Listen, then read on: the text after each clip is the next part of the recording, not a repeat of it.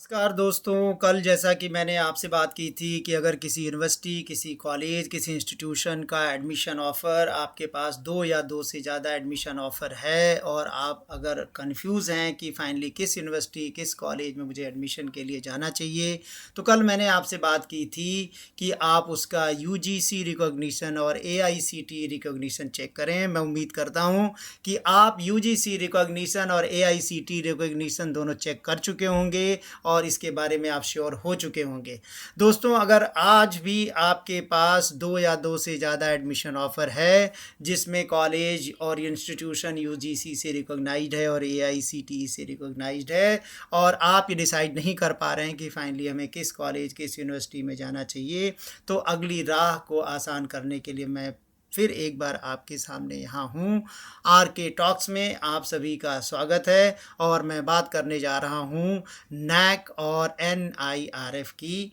और इसके बारे में आपको डिटेल से बताने जा रहा हूँ। दोस्तों, ये दोनों एक्रेडिटेशन यूनिवर्सिटीज़, कॉलेजेस, इंस्टीट्यूशन का डायरेक्ट क्वालिटी चेक है और इन दोनों को समझने के बाद आप फाइनली डिसाइड कर पाएंगे कि कौन सा कॉलेज, कौन सा यूनिवर्सिटी हमारे लिए एडमिशन के लिए बेहतर होगा और आप फाइनल डिसीजन पे लैंड कर पाएंगे। दोस्तों, जहाँ तक नैक एक्रेडिटेशन की बात है, ये यूजीसी द्वारा दिया जाता है और ये national assessment and accreditation council है और इसमें जो ग्रेड्स होते हैं यूनिवर्सिटीज़ के वो CG4 CGPA पे अलॉट किए जाते हैं। दोस्तों, नैक के जो ग्रेड्स होते हैं अवार्डेड जो यूनिवर्सिटीज़, इंस्टीट्यूशन के, वो A++ सबसे हाईएस्ट ग्रेड होता है जिसको आउटस्टैंडिंग बोलते हैं। A+ एक्सेलेंट होता है और A वेरी गुड होता है और इसके नीचे के grades B++, B+, B, C। यहाँ तक अगर ग्रेड किसी इंस्टीट्यूशन, यूनिवर्सिटी को यूजीसी ने, नैक ने एक्रेडिटेशन में दिया है तो ये मान के चलें कि ये एक्रेडिटेड इंस्टीट्यूशंस की कैटेगरी में आता है और आप सेफ़ हैं इन यूनिवर्सिटीज़, इन इंस्टीट्यूशन, कॉलेजेस में एडमिशन लेने के लिए। लेकिन वहीं अगर किसी भी यूनिवर्सिटी, कॉलेज, इंस्टीट्यूशन का नैक एक्रेडिटेशन ग्रेड D है तो D को बोलते हैं नॉट एक्रेडिटेड और ऐसे यूनिवर्सिटी, कॉलेज, इंस्टीट्यूशन में आपको एडमिशन लेने से बचना चाहिए। दोस्तों, जो दूसरा फैक्टर है NIRF, जिसको बोलते हैं नेशनल इंस्टीट्यूशनल रैंकिंग फ्रेमवर्क, ये इंडिया का सबसे बड़ा क्वालिटी चेक है across the institution in India and it is handled by ministry of education, government of India. इसको चेक करने का तरीका आपका बहुत सिंपल है। दोस्तों, जो यूनिवर्सिटी, कॉलेज में आपके पास एडमिशन ऑफ़र हैं, आप ये चेक करें कि उसका NIRF रैंकिंग क्या है और उसको चेक करने के लिए जैसा मैंने कि कल बात की थी आपसे, फिर वही 3 तरीके हैं जिससे आप चेक कर सकते हैं। पहला, यूनिवर्सिटी के रिप्रेजेंटेटिव या एग्जीक्यूटिव से आप पूछें कि आपका नैक एक्रेडिटेशन ग्रेड क्या है और NIRF रैंकिंग क्या है और अगर उनसे कोई सही जवाब आए तो भी आप उस यूनिवर्सिटी, कॉलेज, इंस्टीट्यूशन की ऑफिशियल वेबसाइट पे जाएं और वेबसाइट पे ज़रूर चेक करें कि उस यूनिवर्सिटी, कॉलेज, इंस्टीट्यूशन ने ऑफिशियल डिस्क्लोज़र अपने वेबसाइट पे पब्लिक डोमेन में किया है क्या। अगर आप पाते हैं कि यूनिवर्सिटी, कॉलेज ने पब्लिक डोमेन में ऑफिशियल डिस्क्लोज़र दिया है नैक एक्रेडिटेशन का और NIRF रैंकिंग का, तो आप समझ जाइए कि ये एक ऑथेंटिक इन्फॉर्मेशन आपके पास आ गई।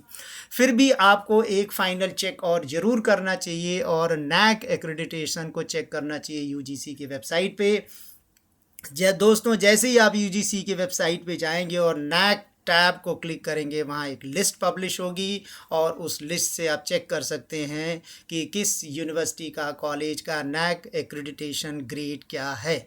इसी तरीके से अगर NIRF रैंकिंग को आपको चेक करना है तो आप गूगल करिए national institutional ranking framework NIRF और उसको क्लिक करिए। आप ministry of education, government of India के NIRF वेबसाइट पे पहुंच जाएंगे और वहां पे एक लिस्ट पब्लिश हुई आपको मिलेगी जहां से ओवरऑल ग्रेडिंग भी देख सकते हैं और पर्टिकुलर डोमेन में जिसमें आप इंटरेस्टेड हैं, इंजीनियरिंग में, मेडिकल में, लॉ में, डिज़ाइन में, उसका स्पेसिफिक ऑल इंडिया रैंकिंग भी आप देख सकते हैं। इन दोनों जगहों से चेक करने के बाद जो मेरी आपको एडवाइस होगी दोस्तों, कॉलेज चूज़ करने के लिए आप, मेरी ये सलाह होगी आप सभी को कि ये ज़रूर चेक करें कि किसी भी यूनिवर्सिटी, कॉलेज जिसको आप चूज़ करने जा रहे हैं उसका नैक एक्रेडिटेशन कम से कम A या A से हायर हो, जैसे A या A+ या A++। इसी तरीके से NIRF रैंकिंग किसी इंस्टीट्यूशन की अगर 100 से ऊपर होती है तो वो इंस्टीट्यूशन इंडिया का टॉप इंस्टीट्यूशन की कैटेगरी में आता है और वहाँ एडमिशन लेना आपके लिए हमेशा फ़ायदेमंद रहेगा। फिर भी मैं ये रिकमेंड करूँगा कि NIRF रैंकिंग में अगर किसी कॉलेज यूनिवर्सिटी इंस्टीट्यूशन की रैंकिंग 500 के अंदर भी है तो वो इंस्टीट्यूशन यूनिवर्सिटी काफ़ी रिप्यूटेड माना जा सकता है। दोस्तों, ये की फैक्टर की डिफरेंशिएटर इसलिए भी इम्पॉर्टेंट हो जाता है क्योंकि जब आप ग्रेजुएशन करके पोस्ट ग्रेजुएशन कोर्सेज में किसी इंडियन यूनिवर्सिटी में एडमिशन के लिए जाएंगे तो ये आपको बताते हुए मुझे अच्छा लग रहा है कि इंडिया की कुछ यूनिवर्सिटीज़ इंस्टीट्यूशंस ऐसे हैं जो PG एडमिशन के लिए डायरेक्ट ये अपने एलिजिबिलिटी क्राइटेरिया में लिखते हैं कि अगर आपने ग्रेजुएशन कहीं ऐसे इंस्टीट्यूशन, ऐसे यूनिवर्सिटी, ऐसे कॉलेज से किया है जिसका नेशनल इंस्टीट्यूशनल रैंकिंग फ्रेमवर्क 100 या उसके अंदर है तो आपके एडमिशन की राह काफ़ी आसान हो जाती है और ये मानते हैं कि बच्चा एक अच्छे इंस्टीट्यूशन से आ रहा है और उसके एडमिशन के होने की पॉसिबिलिटी बहुत ज़्यादा बढ़ जाती है। दोस्तों, ये सब चेक करने के बाद आपको क्वालिटी के लिए किसी भी प्रकार का कोई डाउट नहीं होना चाहिए और आप एक अच्छे डिसीजन पे लैंड कर पाएंगे। आप यूनिवर्सिटी, कॉलेज, इंस्टीट्यूशन को चूज़ कर पाएंगे जहां आप फाइनली एडमिशन लेने के लिए अपने आप को प्रिपेयर करेंगे।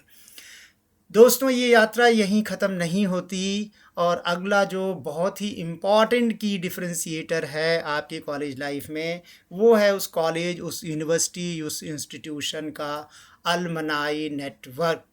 जिसके बारे में बात करूंगा मैं अपने अगले एपिसोड में। और अगर अभी भी आपके कॉलेज के डिसीज़न में कुछ कन्फ्यूज़न रह जाता है तो ये तीसरा सबसे बड़ा इम्पॉर्टेंट अलमनाई नेटवर्क का जो की फ़ीचर है, जो की डिफरेंशिएटर है, ये आपको ज़रूर मदद करेगा फाइनल डिसीजन लॉक करने में। और मैं सोचता हूँ कि आपको जो मैंने आज होमवर्क दिया है कि आप NAC और NIRF रैंकिंग के बारे में पूरी जानकारी करके रखें और अपनी चेकलिस्ट बना के रखें और कल जब मैं बात करूँगा अलमनाई नेटवर्क पे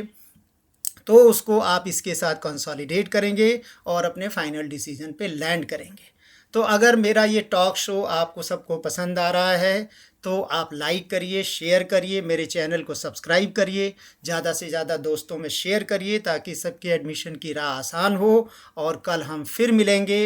अगले एपिसोड में और बात करेंगे आपसे अलमनाई नेटवर्क। तब तक के लिए इतना ही। नमस्कार।